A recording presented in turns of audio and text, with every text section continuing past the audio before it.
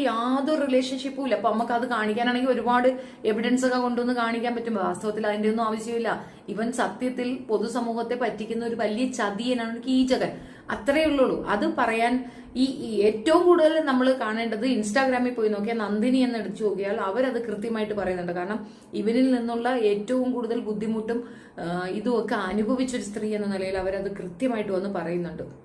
നമ്മളിത് എന്തുകൊണ്ടാണ് repeatedly video ചെയ്യുന്നതെന്ന് പറഞ്ഞു കഴിഞ്ഞാൽ പൊതുസമൂഹത്തിന് അവയർനെസ് കൊടുക്കുന്നതിന് ഇവന് ഭയപ്പെടേണ്ട കാര്യമുണ്ടെന്ന് ഇപ്പൊ കൂടെ കൊണ്ടു നടക്കുന്നവളെ പറ്റി ഒരാൾ ചോദിക്കുന്നുണ്ട്.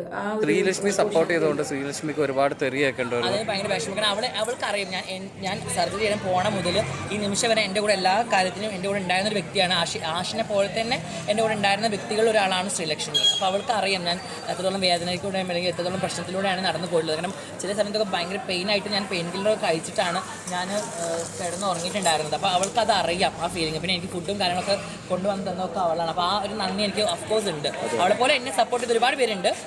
എൻ്റെ സർജറിക്ക് വേണ്ടി സപ്പോർട്ട് ചെയ്ത് ഒരുപാട് പേരുണ്ട്. എൻ്റെ കമ്മ്യൂണിറ്റിയിൽ പാറു പറഞ്ഞൊരു പെൺകുട്ടി, അതുപോലെ ഒരുപാട് പേര്. അപ്പോൾ അവരോടൊക്കെ എനിക്ക് ഭയങ്കര സന്തോഷമാണ്. പിന്നെ ഇവൻ പറയുന്നത് പോലെ അവളെ കൂടെ ഉണ്ടായിരുന്നു എന്ന് പറയുന്നിടത്താണ് ഈ പ്രശ്നം. ഇവരുള്ള ഫിനാൻഷ്യൽ സ്രോതസ് എമർജൻസി ആയിട്ട് അന്വേഷിക്കണം. കാരണം ഇവര് നടത്തുന്ന നല്ല സെക്സ് റാക്കറ്റും അത്യാവശ്യം ഡ്രഗ് ഡീലിംഗും ആണെന്നുള്ള സംശയം ബലപ്പെട്ടിരിക്കുകയാണ്. കാരണം ഇങ്ങനെ ഒരു ലെവൽ ലൈഫ് സ്റ്റൈൽ അത് ശരിക്കും സംശയിക്കേണ്ടതാണ്. ഇവരുടെ വരുമാന മാർഗം എന്താണെന്നുള്ളത് തെളിയിക്കണം. പിന്നെ വിസ തട്ടിപ്പിലൊക്കെ ഉണ്ടെന്നൊക്കെ ഇങ്ങനെ പറഞ്ഞു കേൾക്കുന്നു. എൻ്റെ ഒന്നും കൃത്യമായ എവിഡൻസ് ഒന്നും നമ്മുടെ ഇല്ല.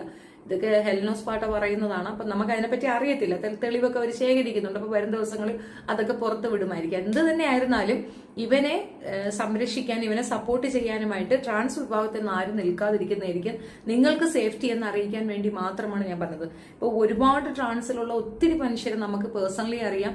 അവരൊക്കെ തന്നെ അനുഭവിക്കുന്ന ബുദ്ധിമുട്ട് നമുക്ക് മനസ്സിലാവും. പല സിനിമകളിൽ കൂടെയൊക്കെ നമ്മൾ കാണുന്നതാണ്. അപ്പൊ നമുക്ക് മനസ്സിലാവുന്ന ഒരു കാര്യമാണ്, വളരെ വളരെ ബുദ്ധിമുട്ട് അനുഭവിക്കുന്ന ഒരു വിഭാഗം ജനതയാണ് നിങ്ങൾ ഇത്തരക്കാരെ സപ്പോർട്ട് ചെയ്ത് നിങ്ങൾക്ക് ഉള്ള അക്സെപ്റ്റൻസും കൂടെ സമൂഹത്തിൽ ഇല്ലാതാക്കാൻ ശ്രമിക്കരുത്. ദയവ് ചെയ്ത് മനസ്സിലാക്കി ഇവന്റെ നിന്ന് ഒരു അകലം പാലിക്കുന്നതാണ് നല്ലത്. ഇവൻ നിങ്ങൾക്കിടയിൽ വന്ന് നിങ്ങളുടെ ഒരാളായി അഭിനയിച്ചുകൊണ്ട് അവൻ നേടിയെടുക്കാൻ ശ്രമിക്കുന്നത് മറ്റൊന്നാണ്.